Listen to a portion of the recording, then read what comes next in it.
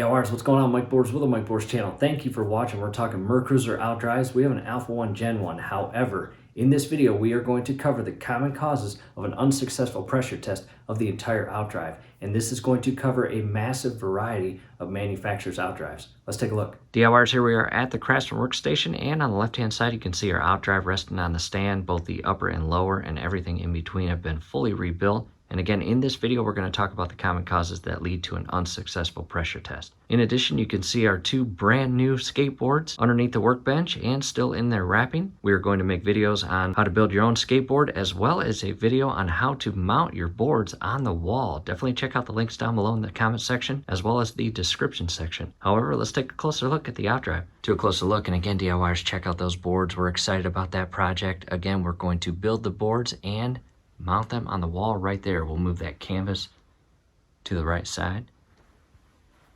And again, our recently rebuilt top to bottom outdrive, Alpha 1 Gen 1. We even put brand new decals on it. Check that out. All right, DIYers, at this point, I've got the camera positioned where it's focusing on the upper unit portion of the outdrive. And we are going to start with the inner oil seal that is inside this portion of the outdrive. And I will show you what a brand new one looks like, as you see here.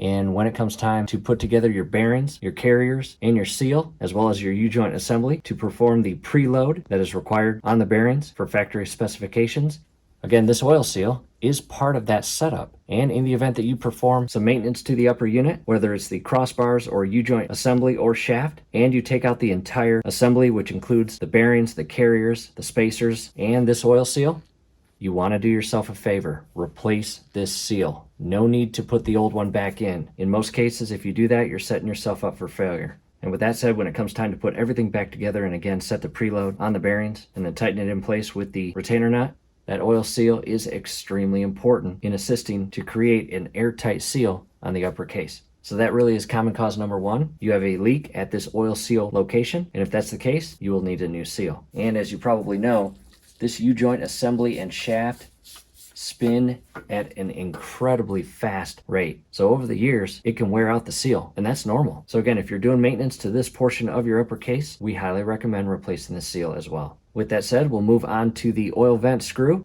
And when you are doing a pressure test on the entire outdrive as a whole, in other words, the upper unit is not disconnected from the lower unit, they are connected and the outdrive is basically one piece, you will not put any fittings in this oil vent hole. You will want to ensure that your oil vent screw inner thread is cleaned out and you've got a brand new seal on that screw and the screw is tight. Do not over tighten it, but you want it snug to allow the gasket on this screw to create an airtight seal. So in the event that you are performing a pressure test and you hear a bit of hissing sound from here, it may be as simple as just replacing that little O-ring circular gasket. And if that's the case, that would be a very friendly fix. However, if no hissing coming from this area, we can move up to the actual upper unit top case. And if you have ever removed this top cap, you will see there is an inner seal inside. And when it comes time to tighten the 4 bolts here, you want to make sure that you tighten them to factory specs in regards to torque. In our case, with this exact engine serial number, each of those bolts, per our service manual, had to be tightened to 12 foot-pounds, not inch-pounds, but 12 foot-pounds. And with that said, in the event that you under-tighten this, you may not have properly set and seated that inner seal, thus creating an air leak. However, on the opposite side, if you over-tighten it, which you don't want to do, you could damage the inner seal, and if you do that, that could also create a leak. And if you run into that,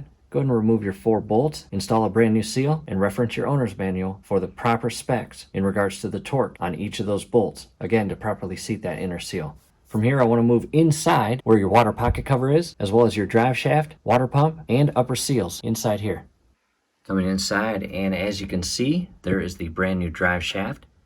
And it feeds into the lower oil seal, and that oil seal is brand new. And in the event that you're performing any maintenance to the upper case and you are removing that drive shaft, it is always recommended to replace that seal, because once it gets old, it will leak, and that seal is very important when it comes time to perform a pressure test. However, say for example you have installed a brand new seal and it's still leaking, it's very possible that the seal itself was damaged during the install process. In that case, you'll need to remove it and install a brand new one. However, at this point, if you're doing a full overhaul like we did, you would have pressure tested the upper unit when it was apart from the lower unit prior to getting all the way to this point. So with that said, this should not be your problem at this point. But if it is, you've got some work to do.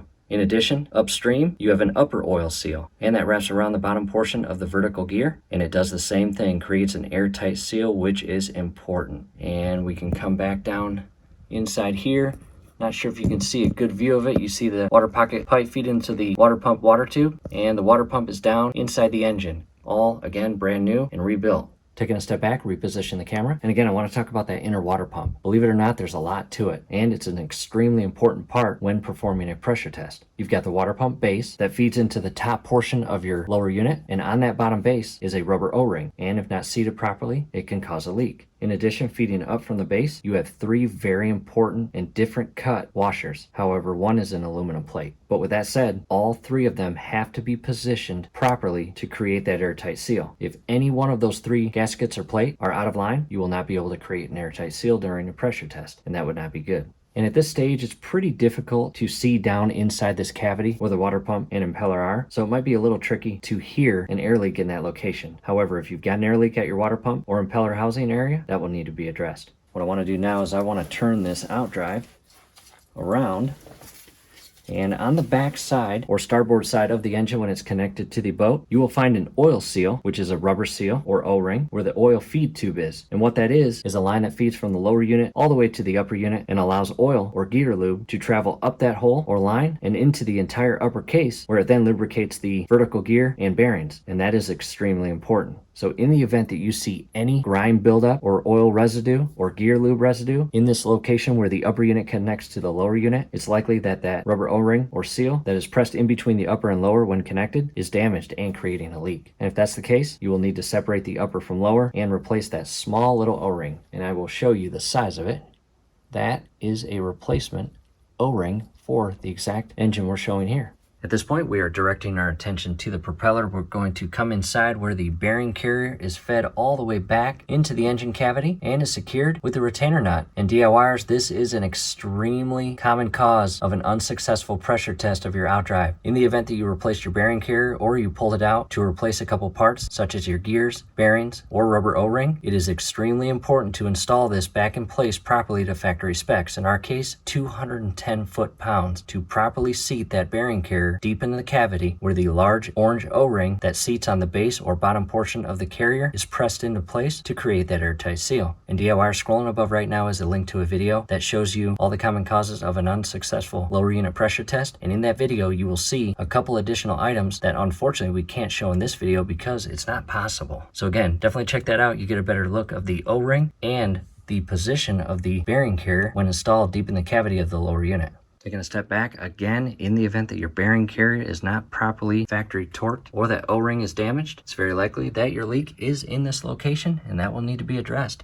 Another reposition of the camera, we are now looking at the drain port screw of the lower unit. And this is where you drain your gear lube from the entire Outdrive, as well as where you refill it. And in the event that that inner screw seal is damaged, old, ripped, or just full of debris, you will want to remove that. And at that point, take a piece of paper towel and clean the inner thread as best you can prior to installing your fitting and hand pump to pressure test the Outdrive. And what I'll show you right now, this is the fitting. In our case, the thread matches perfectly with our Alpha 1 Gen 1 Outdrive, and it has a rubber O-ring. And again, what I recommend prior to installing or screwing in this fitting, remove your oil seal that's on the inner portion of this screw, because again, the fitting has a rubber O-ring on it, and all you will do is carefully align the thread, screw this in tight, do not over tighten it, but you do want it snug to create an airtight seal with this O-ring, and begin pressure testing your Outdrive. And in the event that you hear hissing from this location with the fitting installed, it may be as simple as just tightening the fitting to again allow the rubber O-ring to create that airtight seal. And while we're talking about the actual fittings, there are the 3 sizes. In our case, again, Alpha 1 Gen 1 Mercruiser 1989, we have the small fitting. And here is the awesome hand pump.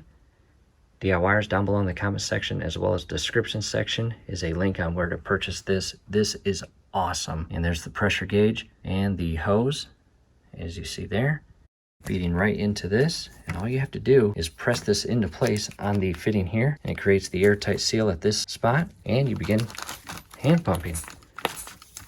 It's as easy as that. Again, we highly recommend this hand pump. Taking a step back, and DIYers, that's really it, unless the very last thing, which is unlikely, however possible, you may have a crack in your case or your case might be warped.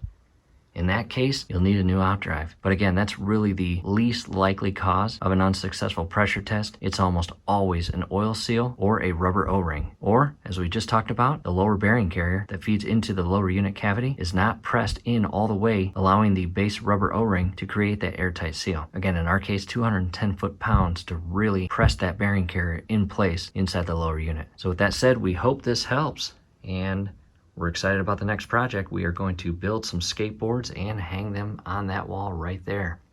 Do us a favor, below the video, you will see that thumbs up icon. Click on that, like the video, subscribe to the channel. Definitely ring your YouTube bell. That would be very helpful to us. We'd really appreciate it. Thanks again for watching.